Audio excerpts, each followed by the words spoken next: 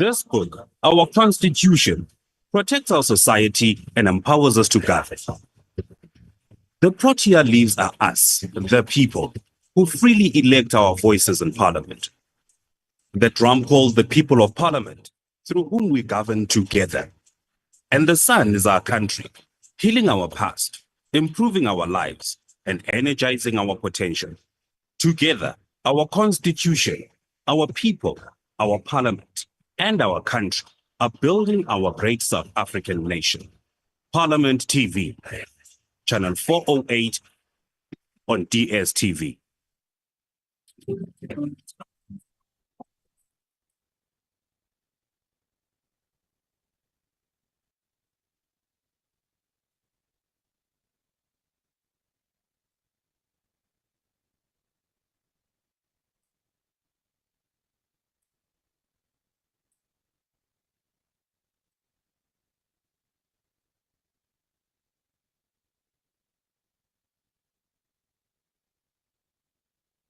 Right here on DSTV channel 408. We are live from our Parliament TV studio here in Cape Town. Of course, feel free to join the conversation and engage in our discussions on all social media platforms at Parliament of RSA. As the legislative branch of the state, Parliament is responsible for making laws, exercising oversight, holding the executive to account, and improving public participation and involvement. This is to ensure that the executive performs its functions, fulfills its promises and desired objectives, and further realizes the delivery of public services to the people of the Republic. With the announcement and distribution of the Matric results of 2024, we are reminded of Section 29(1)(b) of the Constitution, which states that everyone has the right to further education, which the state, through reasonable measures, must make progressively available and accessible. The committee that bears the responsibility of exercising oversight and holding the Department of Higher Education and Training to account is the Portfolio Committee on Higher Education, and the chairperson thereof is Mr. Tebogo Litsie. Let's get to know him just a little better. Stay tuned.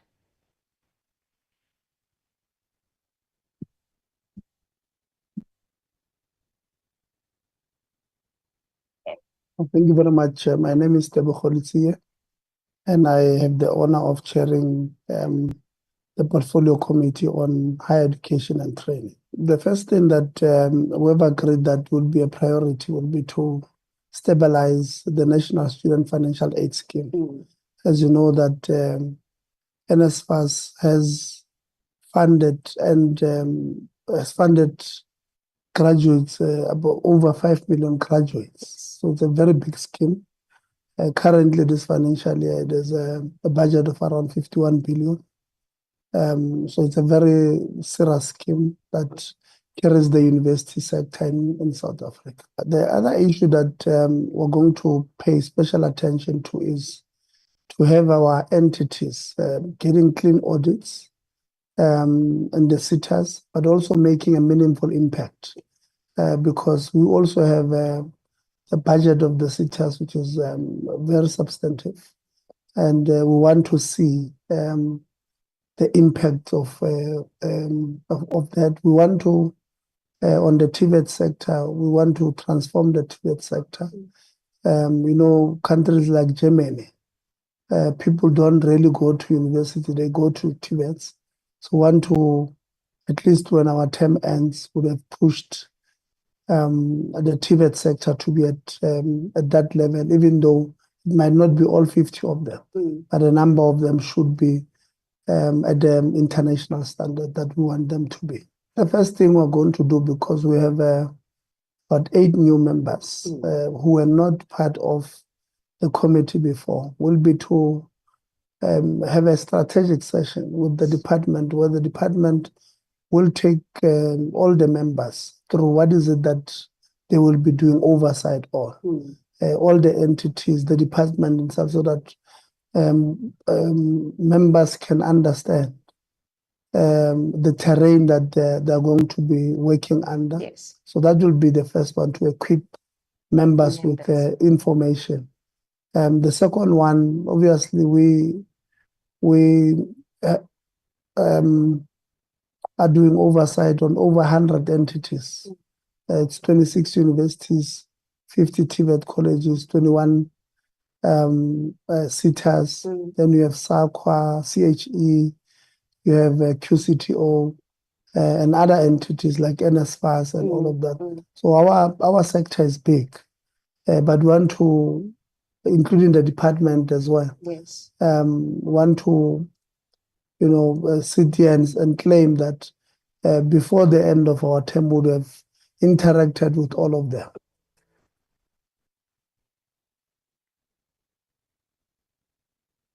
And that was Mr. Tebogo Litsie, the chairperson of the Portfolio Committee on Higher Education and Training. He joins us in studio to unpack the work of the committee, the state of readiness for the 2025 academic year, the National Student Financial Aid Scheme, as we know it, NSFAS, and other related matters. Chair, thank you so much for making the time. No, thank you. Thank you very much. A good day to you. A good day to the people of South Africa, and thanks for having us. Now, Chair, of course, the education portfolio is arguably top 5 of the portfolios within the country. Just briefly explain to us the role of the committee and what it entails in this regard. Well, the Portfolio Committee on Higher Education and Training is indeed one of the biggest committees we have, because we have too many entities. We have around 113 public entities. We also have public colleges or public universities. There are over 100 in this country. So we're presiding over, the sector of more than 220, 230 entities, which is big. But as you in your introduction mentioned, that Section 29(1)(b), gives the state the responsibility to make sure that it opens access to education and higher education specifically in this case. So ours is to make sure that indeed the department is able to provide all of that to the people of this country. So we hold the department accountable. We hold all entities under the department accountable. Yes. Some of them don't like it when we hold them accountable, but it's our job. Yes. We are supposed to hold them accountable, do oversight on all those institutions. So that's the work of this committee. And of course, Chair, the committee kickstarted from around July last year. So what are some of the key priorities of the Committee of Higher Education for the 7th administration? Yeah, the committee would have agreed that the first thing that we ought to do is to stabilize the sector. And stabilizing the sector would then mean we must stabilize NSFAS. You'll realize that NSFAS carries education in this country. It carries universities themselves. Many of these universities, if NSFAS will collapse, in fact, I don't know if there's any university that will survive if NSFAS collapses. So the stabilization of NSFAS is a top priority. Making sure that the whole sector is stabilized. We increase access. We make sure that those who deserve to go to universities, they do get spaces. Just last week, Matric results were released on Monday, the 13th of Jan, and over 370 or so students qualified for bachelor passes. And the buzz was that the universities only has around 220,000 or so spaces available at universities. But people don't realize that we also have TVET colleges. We also have other opportunities, I think, that we'll speak about later on in the show. Yeah. And now, Chair, with that, of course, these are some of the key priorities, right? What are then some of the key highlights so far? I know it's just been, what, over 6 months, maybe 7? What are then some of the key highlights or achievements that the committee has then so far managed to fulfill since the establishment of it last year? So when we started in July, NSFAS had just announced that they are defunding about 10,000 or so students because they were incorrectly funded. So we literally entered, were thrown in too deep. You'll remember that we also had about 8 members of our committee who were new members, were not part of the portfolio committee. Only had about 3 members who were returning, so to speak, from the 6th Parliament. So what we then agreed to do was that we'll then go and have a strategic session with the Department of Higher Education and Training so that they brief members on all the challenges we have from all the branches of the department, TVET colleges and universities, NSFAS, CETAS, CET, the Community Education and Training, all the departments, NSF. So we then, for me, it's a key highlight because at least members then began to understand the kind of terrain that we're swimming in. The second issue is that we have a team of very young members of parliament. And I'm not sure if there's a committee that averages the age of this committee in parliament, in the 7th Parliament, which is good because they are agile, they can, adapt easily or faster, very creative. So I'm sure you'd agree that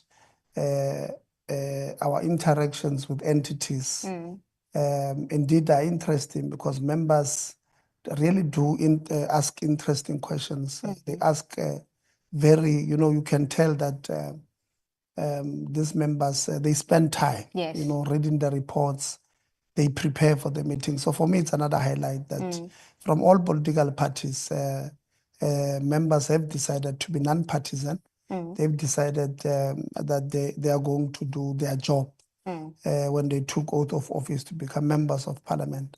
So when they enter a committee meeting, they agree that we come from party A and B, but when we're here, we're doing our job. So for me, I think it's a key highlight as well, that part, but also a blessing because you don't enter a meeting and you think this one is going to ask a question based on political party. So we have had, but also NSFAS is a little bit better. They opened applications on the 15th of September. They invited us. We went to see the application live. They closed it on the 15th of December. And when they closed it, about 970,000 people had applied, and over 670,000 students were from SASSA homes, or they were SASSA beneficiaries. And all of those were provisionally funded. For me, that is a big win. It shows that what we want to achieve with NSFAS is good. The minister is stabilizing the institution. She opened for applications for board members of NSFAS. Another key highlight. Because you can't run a 50-odd billion entity with administration for long. So we have many highlights that I can count. We did not have universities failing to produce results of students when after the October-November examinations.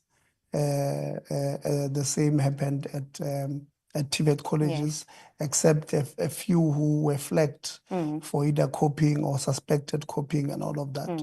But everybody else would have received their results, which is a good thing. And as we speak, TVET colleges have opened. Some universities, health sciences, they've opened, and we've not really had major problems, which is a big highlight. We'll see what happens in the next coming few weeks. Now, Chair, on the back of those achievements that you have mentioned, let's talk about the state of readiness for this new academic year. I'm sure the committee has its work cut out now, because I mean, when the committee came into fruition last year, it was right in the middle of the 2024 academic year. I know that with that, it means that the committee must do oversight over these institutions.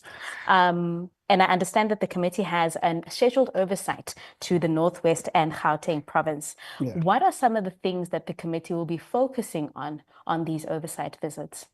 Yeah. On the state of readiness, on the 27th of November 2024, the committee had a meeting with all the relevant stakeholders, USAF, SACPO, which is an organization of college principals, NSFAS, the department, with the unions, the student unions represented, SAFETA of TVET colleges and SAUS of universities. And we received presentations from all of them. And we have agreed that there is progress. There were minor issues that needed to be controlled by all of them. And we are confident that we will have a smooth running. Obviously, where there are challenges, we'll need to step in. But we're confident that all of them are working together.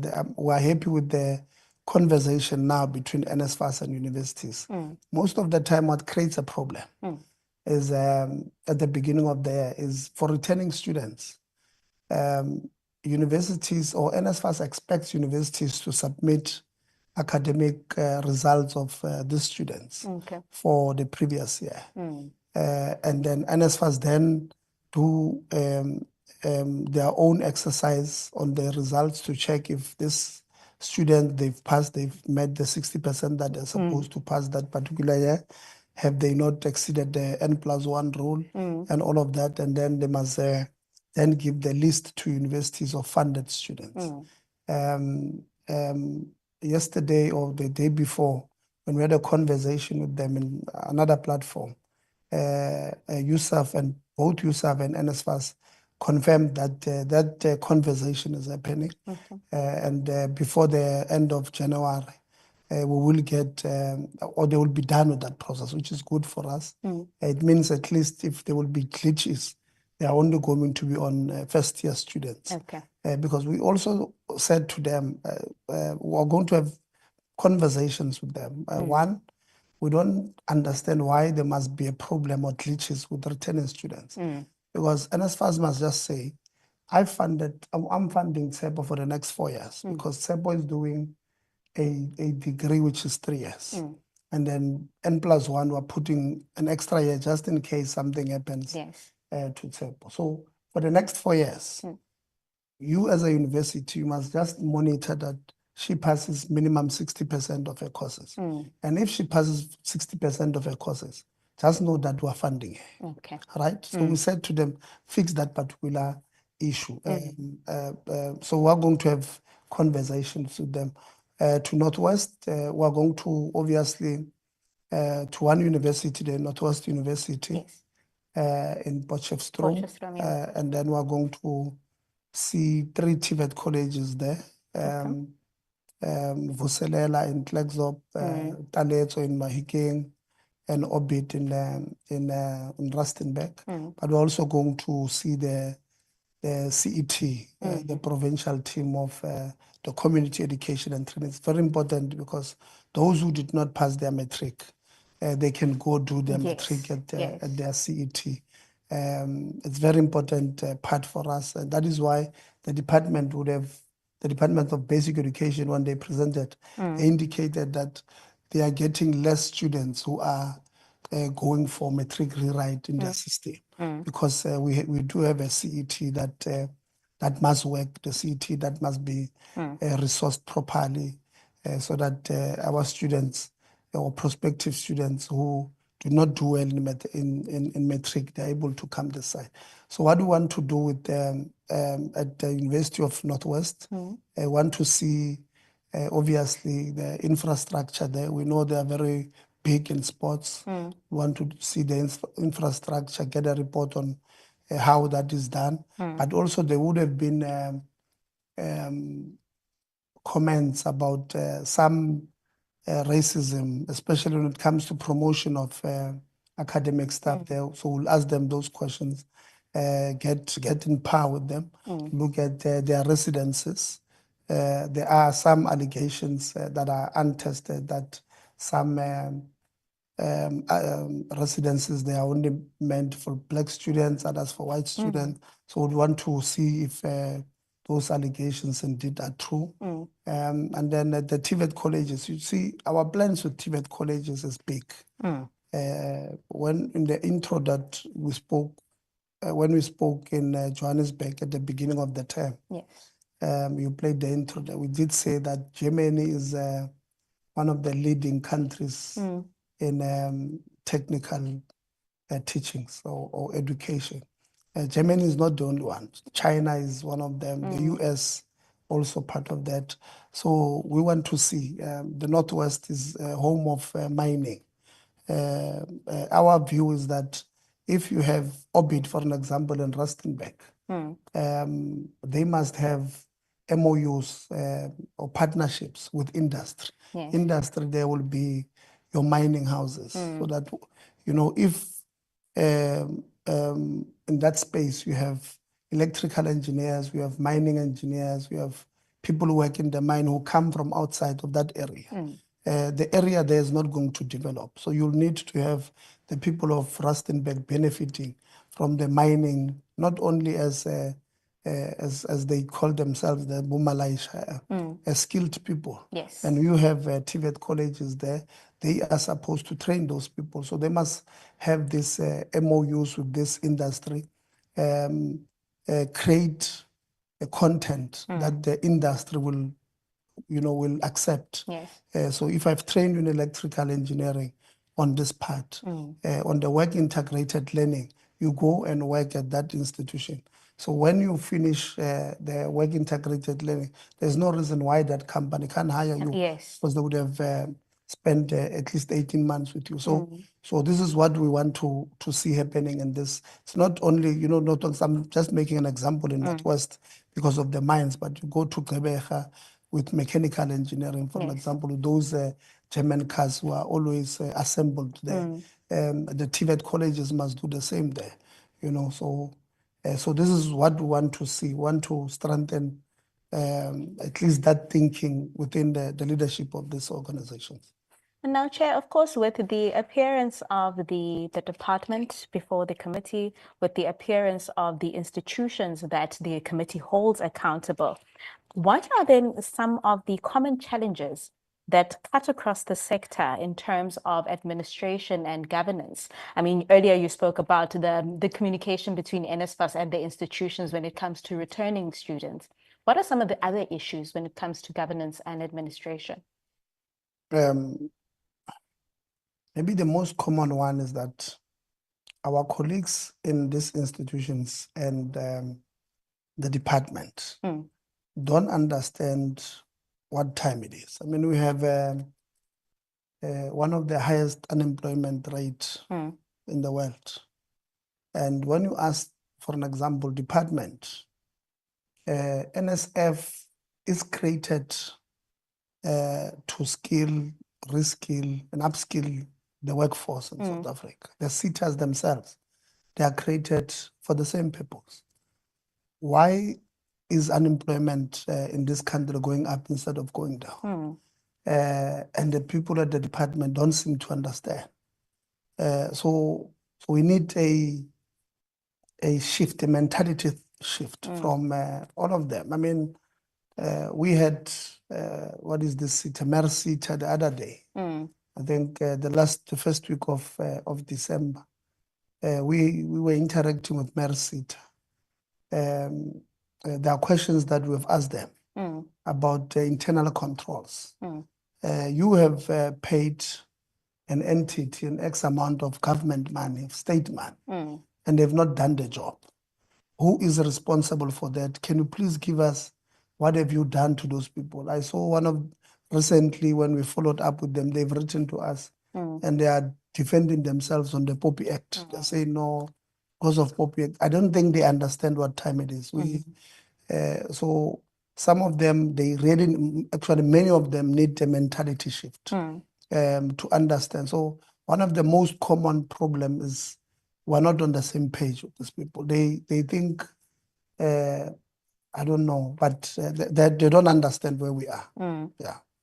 And then with that, Chair, of course, you've spoken about this communication, and then you spoke about CETs and the importance of them, especially when it comes to students that find that they haven't worked so well in Matric and they just need to upgrade. Do you then think then, Chair, that there is enough awareness created so that students know that, okay, I did not get the marks that I needed. However, there are CET institutions that I can enroll in just to up my grades and be able to go to the university or the TVET college or any other higher learning institution where I can fulfill the career that I want to fulfill? No, I don't think there's proper awareness that has been done. We have actually had this discussion with the department. The DDG responsible knows where we stand. We've told them, even now, Matric results were released about more than a week ago, on the 13th. And I've not seen even one advert speaking about, going to register to improve, concentrating on those who have not done well. So we're not really happy with that part.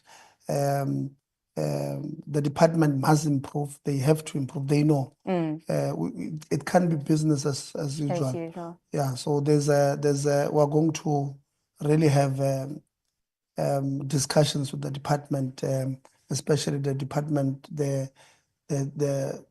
call them branches. The branch responsible for this part. Now, of course, with that, the weekly committee cluster media briefing was held on Thursday, 16 January 2025, where the chairpersons of the portfolio committees in the social services cluster, which includes the portfolio committee on higher education and training, provided insight on the work of the committee under the theme ensuring open access and provision of quality social services to the people.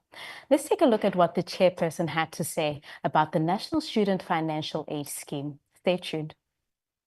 We call on them, NSFAS, the National Student Financial Aid Scheme, to do due diligence in processing all the 2025 applications to ensure that all students that are eligible for funding are funded, and that there's been instances where NSFAS, especially last year, wrongfully funded students were not eligible, leading to defunding them in the middle of the year. And taking students, mid-year out of funding, causing a lot of mental health problems. We have seen the SIU is hard at work identifying those former students who have wrongfully benefited from the scheme to recoup some of the funds from them. NSFAS is telling us that their comprehensive student funding model is not yet in place, but they do have a bursary scheme and a loan scheme. The loan scheme is meant for the missing middle students, and NSFAS is informing us that in 2025 academic year, they are ready to assist those students. You're still tuned into Parliament TV right here on DSTV channel 408. And that was the chairperson of the Portfolio Committee on Higher Education and Training, Mr. Tebogo Litsie, calling on NSFAS to do due diligence when processing the 2025 applications. Now, Chair, you've already alluded to some of the challenges that NSFAS has had and the committee's commitment in terms of ensuring stability within the fund. Of course, on the back of the hashtag Fees Must Fall, which happened about 10 years ago in 2015, what is the committee's priorities in terms of increasing access to higher education for all South Africans, particularly those from disadvantaged backgrounds? Yeah, it's been 10 years already. 10 years. Time flies. Look, government has really assisted when it comes to access. They've, in 2018, the scheme had about 9.8 billion rands for bursaries in 2017-2018 financial year. In 2024-2025, the budget is around 50 billion rand. So the government can be faulted on putting funds on higher education, creating or opening access to the poor and the children of the working class.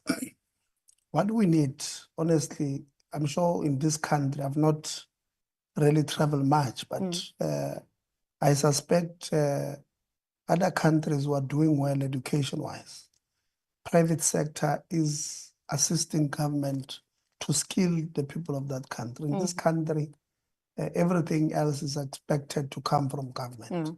So we need private sector to come and play ball. We need private sector to come and partner with the state. I mean, imagine if private sector, all of them, because by the way, they are the biggest beneficiaries of the skill set that is produced at these institutions. When you produce artisans, they go and work in the private sector. You produce engineers, doctors. Many of them are working at this private company. So we need private sector to come in. I mean, can you just imagine if government says, I'm putting 48 billion in 2025 aside for fee-free education, and then private sector says we're going to match it. I mean, the numbers will be high. We'll be able to then move into another part that we are going to engage with universities to, in order to create access. We want to have a serious discussion with the universities to also have online classes because this brick and mortar, if you look at the UK, you look at America, you look at China, for instance, many of these universities also, you know, they've ventured into online. Ever since COVID, they've not went back to brick and mortar. Brick and mortar caters for about 35-40%, but 60% of the students are online. Why have you not moved in that space and create 400,000 more spaces if we go online, you know? So that's another discussion we're going to have with these universities. They are doing it for postgraduate. VETS, I know it's doing it. UP is doing it it's fully online. Why can't they do it with undergraduates? So it's something that we can be able to, or I think we should be able to do in the immediate. We just need to have a conversation with them. But private sector must assist us.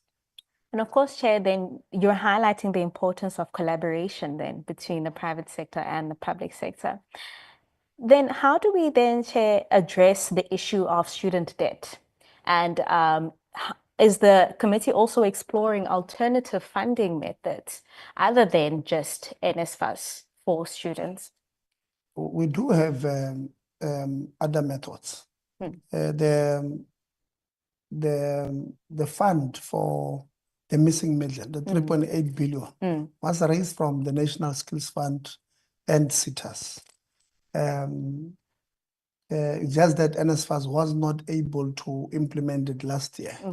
And around April, you will remember the minister, Dr. Blade Nzimande, then put the scheme under administration. One of the reasons was their failure to implement this thing because, you know, it's honest, it's true that you do have people who are too poor to afford higher education, and according to the regulations, they're too rich to afford to qualify for NSFAS. And we the minister then get the money for those kids to be funded, and NSFAS is not ready to fund. So yeah, it was really bad. So there are other mechanisms. We also need private sector again to come and say, look, this is what we're willing to come and do. On student debt, honestly speaking, I think the number that has been thrown around must be properly investigated. We must check one. the number that is there, how many of those students, one, have passed away? Let's scrap it. How much are you charging these kids on interest? So let's go to the real value. And then let's say, okay, Sharp, the money is 8 billion. We agree that we're not going to charge interest. We'll pay it over 3 years. But in the meantime, if you withheld or you are withholding the degree and the certificate of this child who owes you, how are you expecting them to go out there and find employment so that they're able to pay that debt? They can't. So you are literally just impoverishing this child, making sure that they remain poor forever. You must agree that, sign acknowledgement of that, allow the child to go and I'm sorry to call them children. Sometimes they complain to me and they say, Chair, stop calling us children or students. Allow the student to go find employment, work, and then they can have plans to pay you back. But don't charge them interest, because you might find that more than 50% of what we're now told is student debt comes from interest. I mean, really doesn't make sense. And of course, Chair, in the earlier clip during the media briefing, you mentioned that NSFAS had reported that they were defunding students that were not deserving of the funding. Now, I'd like to know whether the committee has engaged with NSFAS with regards to the lack of mechanisms when sifting through these students and ensuring which students qualify, because there must have been some accountability on their side as well, because none of these students would have been part of the fund had they been these mechanisms. Has there been any report with regards to that and that accountability on their side? Yeah, so NSFAS, in that meeting we had with them, the 27th, we told them in no uncertain terms that we will not accept this kind of irresponsibility again. Because what they could have done, in our view, is that they could have had a conversation with the student and said, look, according to the records from SARS and all of that, you were defunded or you were funded incorrectly. We're not going to defund you. We are not going to defund you. We are going to convert you into a loan scheme, right? They could have done so that already they've spent money on this students. Now their plan was they are engaging with the students to recover money. How? They are just students. They are likely going to be sitting at home the following year, not studying. So you are just creating a cycle of people who just owe without having an opportunity to further their studies. As far as them concerned, we told them we would want a report on who was responsible for funding these students, because there must be consequence management on those particular people. So, but as far as what the way forward, we're confident that will not happen, because at least they were able to identify where the problem was, and they were able to fix it. And we're just hoping that we'll not have the same problem again this year. And with that, Chair, what is then the committee's view on the role of SETAs in terms of aiding access to institutions of higher learning for students? Yeah, SETAs, they for every civil engineer that you have in this country, that let's say they have a company of civil engineering building bridges, you'll need about 10 artisans to build that bridge. It's not necessarily a civil engineer who builds it. It's the artisans, the plumbers, the bricklayers. Those are the artisans that you'll need in that part. So we do have, or SETAs are created solely to skill that kind of skill or that kind of a group of people. Are we comfortable with what they're producing or not? Because our 2030 NDP target is to produce 30,000 artisans every year. Last year, they produced around 22,000. They are far from, and we don't their plan is not really clear on how they're going to get to 30,000. They are training people on soft skills that are not going to be needed tomorrow. And when you ask them, there's a SETA that we ask them, out of the 12,000, I think they said 12,000 students that they've trained, learners, where are they? Give us a record of where are they working? Yes. Because we don't want a situation where SETAs train people for the streets. We want to train people to go into employment, to create employment. So they have a serious role to play. Maybe next time we must really have a conversation solely on the SETAs, on what kind of SETAs we want, what kind of board members at these SETAs do we need, what kind of management that these SETAs do we need, because many of them are just worried about who gets this discretionary grant and who does not get. So their focus is really not where they're supposed to be. So maybe we must have a separate discussion about the SETAs the next time you have an opening. We'll really come and speak about it, because we can't have so many unemployed people or people who are not in employment or education or training. Whereas the SETAs combined have got almost 30 billion of funds that we don't see where it's going, except a few SETAs really where you can track. Now, of course, last year, the Special Investigating Unit reported that it had recovered a combined total of 800 million rand from the University of the Free State and Wits University.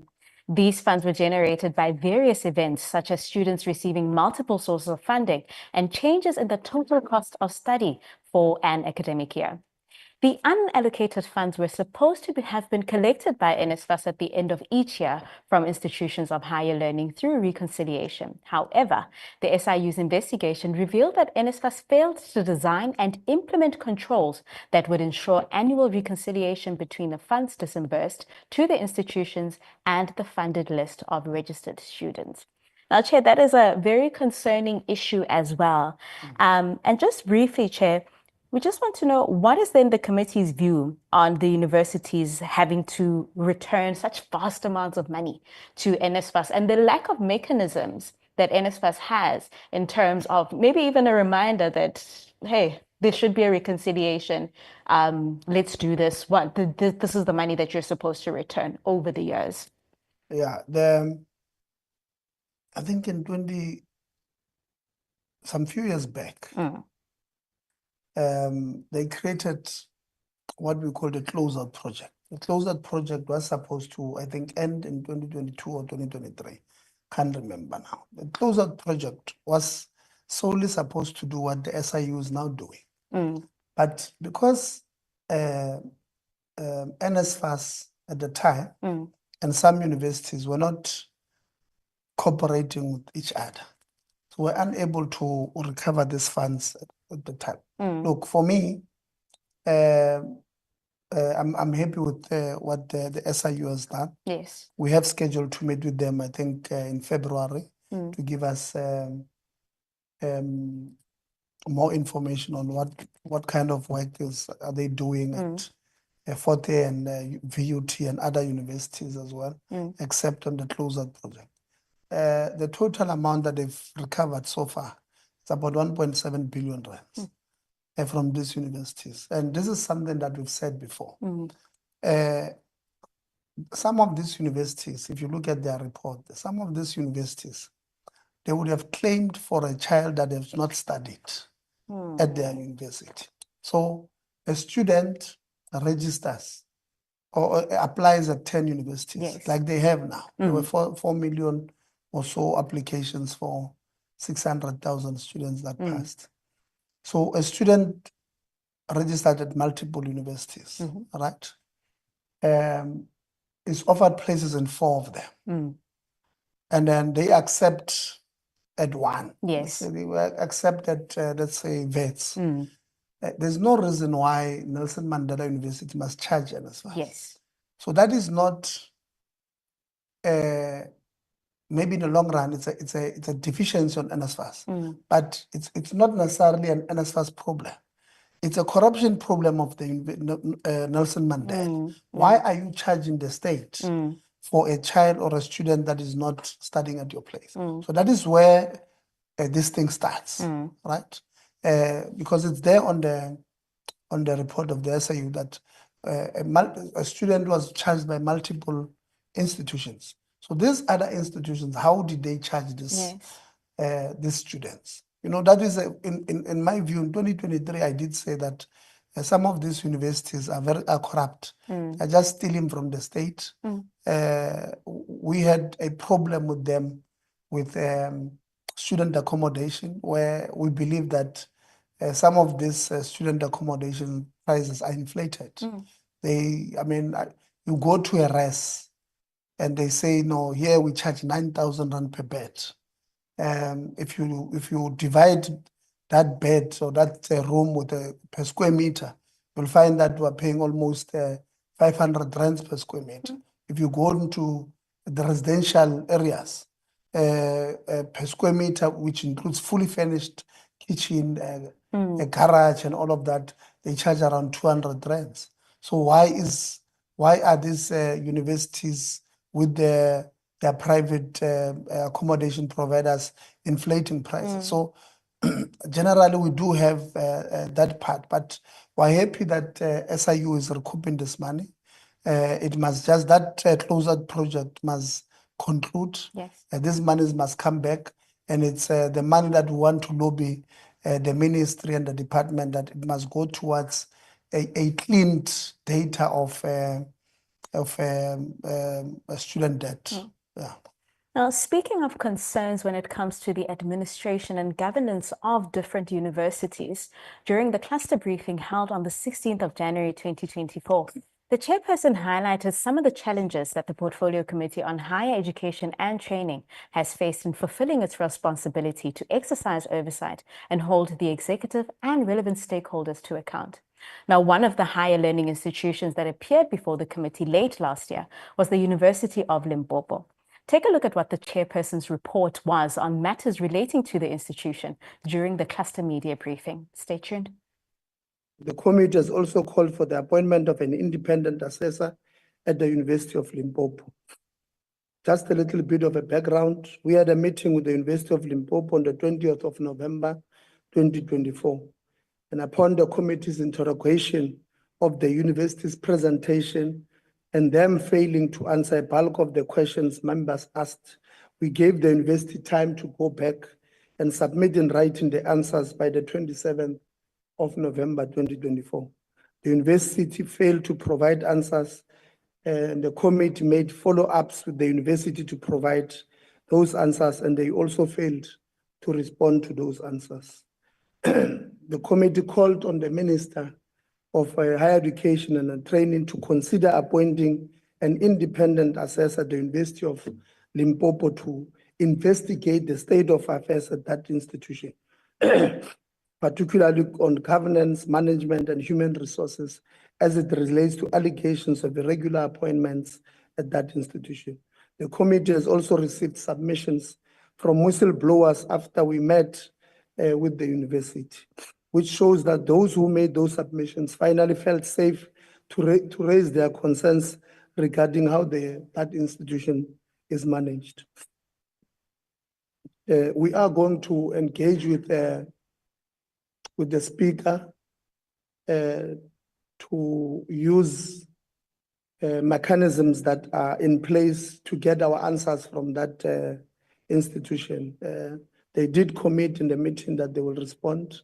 They will give evidence that they would have said they have, and they are just refusing to answer, literally just disrespecting the institution called Parliament. So we're going to engage with the speaker to use mechanisms in place to get our answers from that institution. You're still tuned into Parliament TV on DSTV channel 408 and all social media platforms at Parliament of RSA.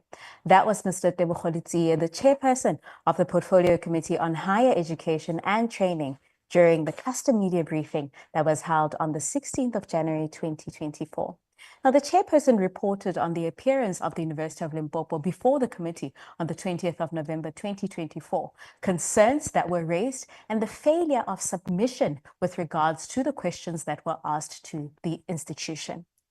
Now, Chair, of course, we've been speaking about issues of governance, we've been speaking about issues of administration, and of course, the importance of the committee's role in terms of oversight with regards to that. What were some of the issues that the committee members raised during the oversight meeting with the University of Limpopo? Sure. So before we had a meeting with the University of Limpopo and University of Fort Hare, a week before, what we normally do is that we release a statement in Parliament indicating that we are going to have a meeting with these institutions. And we received a number of whistleblowers who wrote to us, who indicated that challenges, some of them that were that the university, if they don't like you, if they can just cancel your degree without any other valid reason. And a case in point at the time with two young students, I think around 26, 27, who were doing masters, and the university was looking to cancel their graduation. And they took the university to court and won, because even how they wanted to argue the NQF articulation was just not right. So they went to court and they lost. And others then came out and said, even myself, they've attempted to take this degree or this and that. Many of them then wrote to us. Then there were a number of also those who wrote to us about governance issues, that the vice chancellor of the university would have been appointed beyond the stipulated period of 2 terms. The chairperson of council would have been appointed for the 3rd consecutive time, whereas the university statute does not agree. Section 26, subsection 8 of the university statute clearly defines that it must be a maximum of 2 consecutive terms. But we then, members then asked them to clarify some of these things, give them a right to reply, because sometimes people will feed you false information. So you give them an opportunity to respond. In fact, what we got from the University of Limpopo was just, I don't even know what is it that they were saying. You would ask them a simple question, VC, what is your interpretation of this clause that hires the vice chancellor? He does not answer. He says, no, you're asking me the wrong question. I did not hire myself. Maybe he was right. We ask it now to the chair of council. Chair of council, what is your understanding of clause 11, clause 12 of the university statute that speaks about hiring of a vice chancellor? The chairperson of council, in 1 second or in a minute, he says, it says the maximum number of terms the VC can serve is 2 years. It's 2 terms, sorry, which means 10 years. 30 seconds later, he comes back and says, no, the clause is silent. It was a comedy show. So members then realized that, look, on governance, this colleagues, the other one is the institutional forum. Institutional forum at university is a very serious structure. It advises council on the appointment of the vice chancellor. It's a very serious, it's taken serious because it deals with the academic project there. The IF itself has not elected the leadership there. They failed to answer. They said they are going to give us proof in writing But the allegations were that they were last elected in 2017, and then every year somebody's appointed, and all of that. So our argument then to the minister was that, Minister, there is governance collapse, at least when it comes to governance on 3 issues. The first one is the IF. The second one, or maybe before I get to that, Labour presented in the meeting very shocking issues that council, a structure of the university, holds elections to elect people who are going to represent it in council. And then after electing, the register says, no, I'm not releasing the results because the person who supposedly have won, we're going to charge him. Since November the previous year, 2023, the results have not been released. The person has not been charged. It's, you know, we can tell that it's a mob mentality that happens there, that because out of 15 people who are 10 are going to bulldoze you, are not going to do things right just because we are many. So we then wrote to the minister that the committee decided, look, we have serious problems here. Yes. On at least on governance issues. Minister invoked Section 44 and Section 45 of the Higher Education Act that speaks about appointing an independent assessor to go and investigate. So the work of the independent assessor is to go and investigate deeper these issues. It's you know, when you have an independent assessor, does not mean you are guilty of anything. No. We have given you an opportunity to respond, you have failed. Then we're asking the minister to bring in somebody empowered by the Act to go and investigate so that we're able to find answers on a number of issues. There are other issues, many of them on management. You know, we'll not have time to get into those now, but on governance, it's IF not holding elections there. The council itself appointing or reappointing the chairperson of council for a 3rd consecutive time against the university statute. The council itself appointing the vice chancellor for, we don't know for how many terms now. We asked him, VC, how many terms have you been there? He himself could not answer us. The vice chancellor has been the vice chancellor there since 2003. So this year would have been now 22 years. You know, the vice chancellor himself is over the retirement age of that university of 65 years. Wow. He's 72, turning 73 this year. He's there's generally collapse of governance there. And we have asked the minister, as a matter of urgency, do that. We understand those people, they will take that decision to court, I can tell you now. So we've asked the department to follow all the processes as per the what the Act says. But we are also going to say to them, once they go to court, because they've went to court many times and they've lost, but they are not feeling that pain because they're not paying. So we're going to ask the department, the moment you oppose them going to court, you must put in a bullet there or a prayer point there that says, should they lose, those people who are opposing this thing must pay from their own pocket. It must not come from the university's money, because they are not feeling the pinch, because they are simply misusing the university funds there, and it's a business as usual. So we are going to inform the department once they oppose or take the university to court on the appointment of somebody to investigate, not finding you guilty. They must, the department must oppose, but also put prayer that says, once they lose, we want the court to give them against, to rule them that they must pay costs, but they must come from their own personal cost. There's a governance collapse at that institution. It's so bad.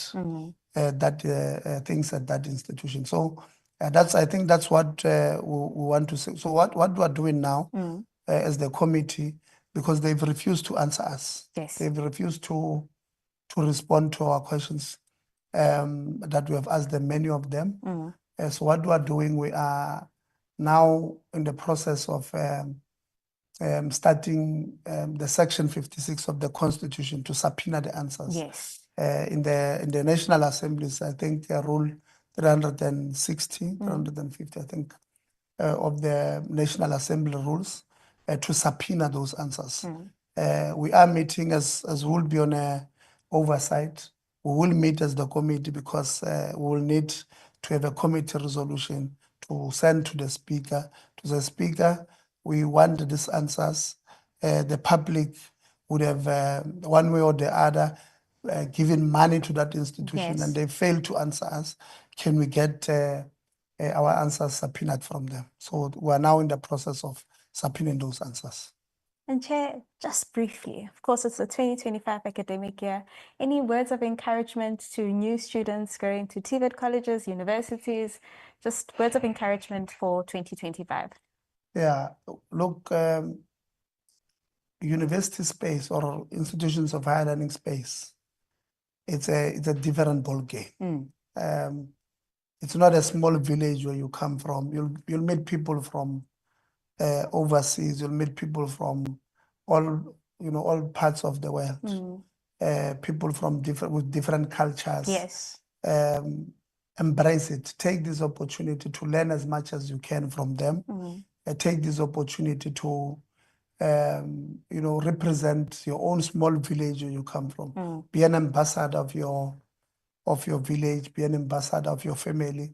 Don't forget the social background where you come Yes. from. You know that many of you come from backgrounds where no one is working at home.